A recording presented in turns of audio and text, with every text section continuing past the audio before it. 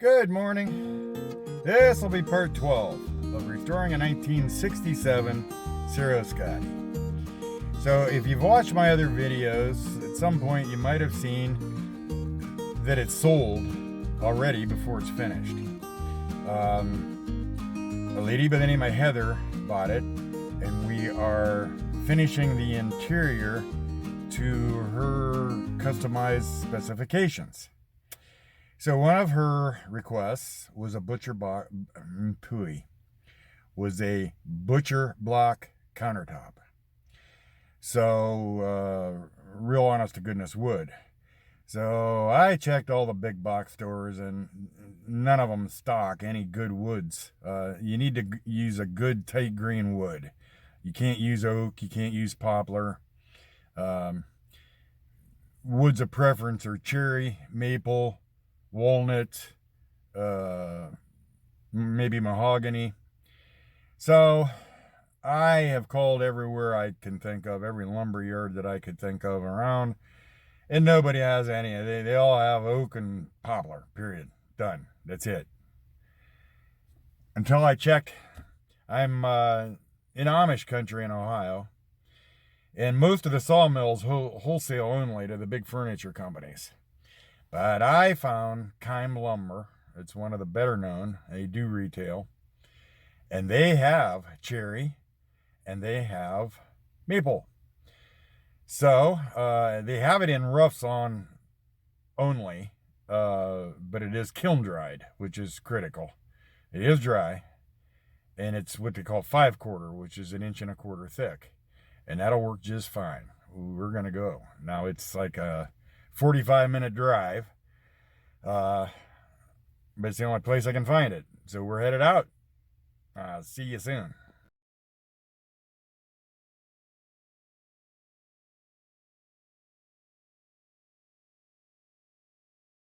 Well, it is a beautiful drive anyway.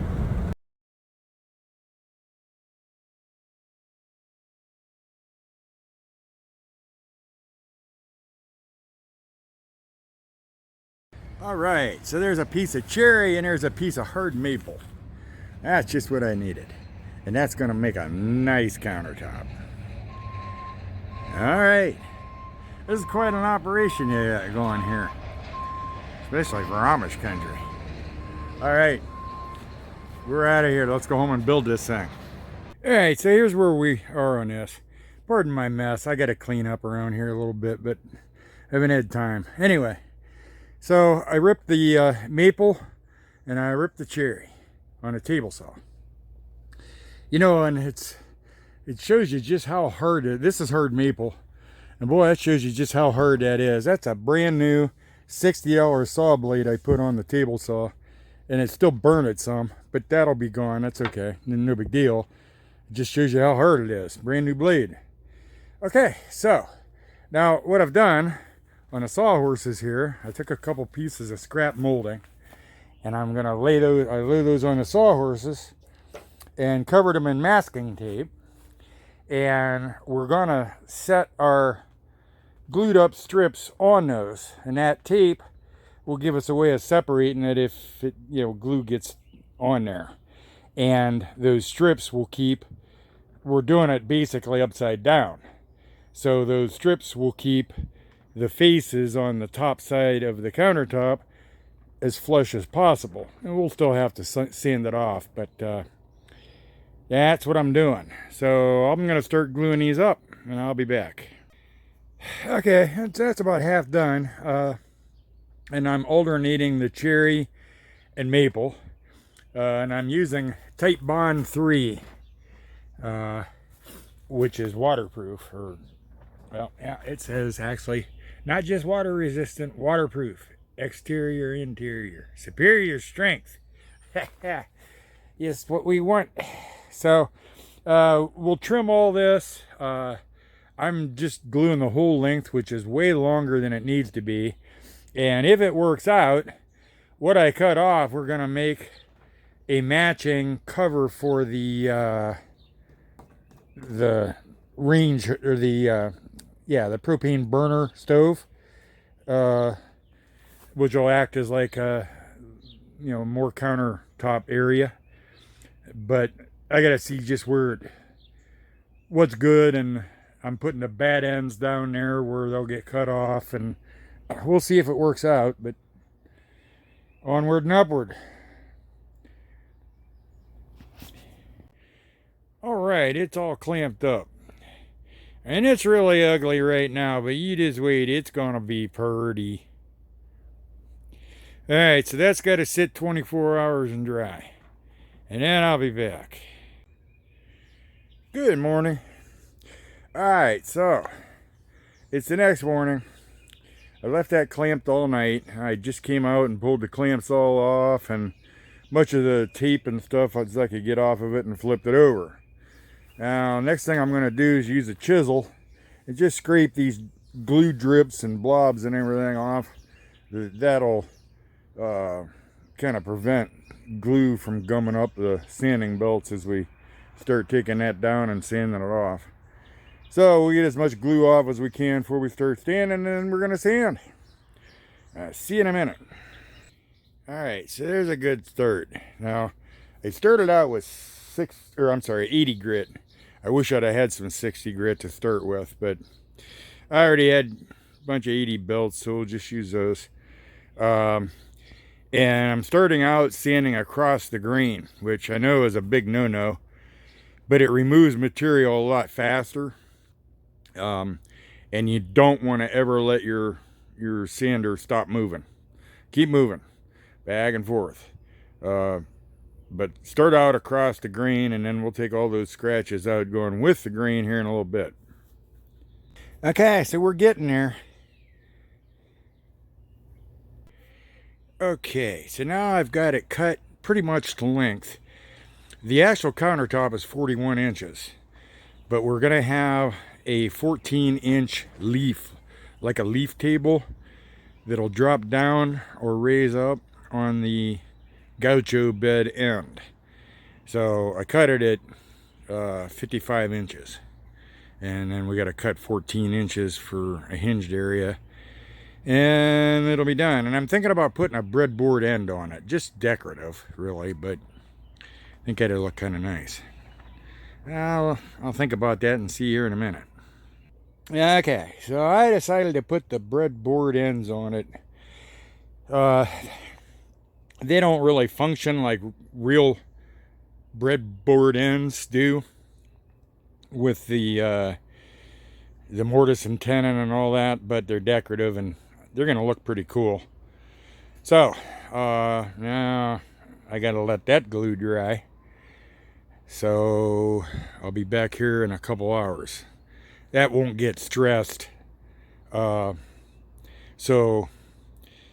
an hour clamp time or so, that'll be okay. Then I can sand. See you here in a minute. All right, so now in addition to the glue and clamps, I put some finishing nails in those breadboard ends. And I'm gonna countersink them, and then I'll fill that hole with a little bit of cherry sawdust and glue and sand it, and you'll never see it. So while that glue dries, I'm gonna go have some lunch. And when I come back, we're going to finish sand this. Oh, and also, I'm going to use a router and round over the edges on the ends on the front.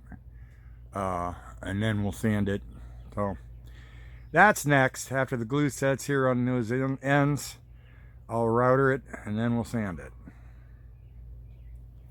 Like that. So we'll wait till that glue dries and then sand that, and you'll never see those finish nails.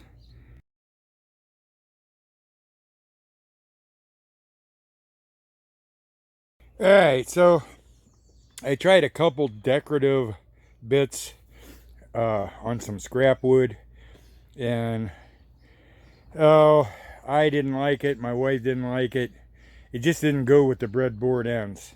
We decided just round it over, looked way better. So Heather is on vacation right now and not reachable. I couldn't get her take on it, but my wife and her have pretty much the same taste, and I think Heather would agree. So anyway, that's what it ended up with. Now it's time to finish sand. So I'll start off going over it with the sanding belts, the 80 grit that are wore down and a lot smoother.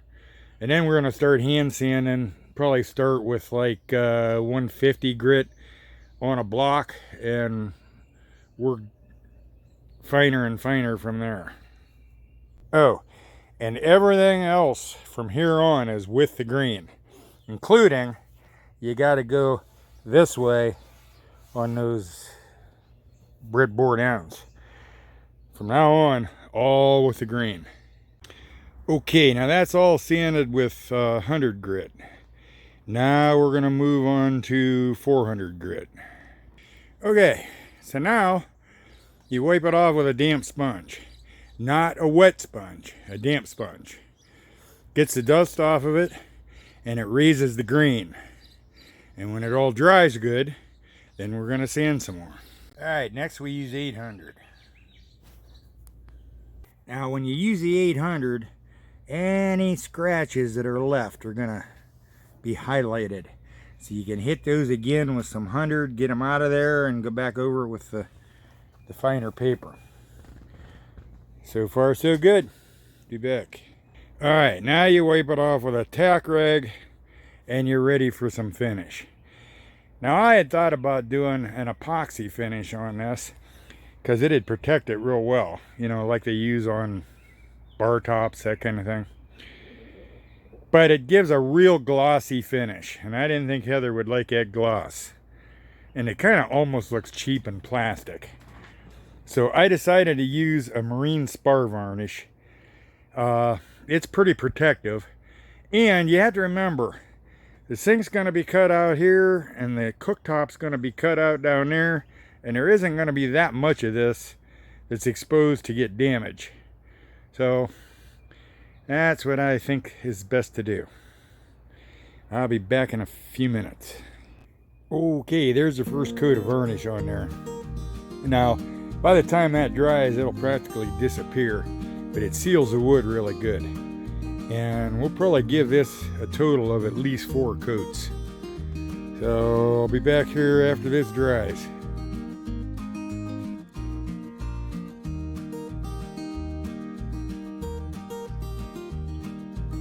Well, that's about it for this week.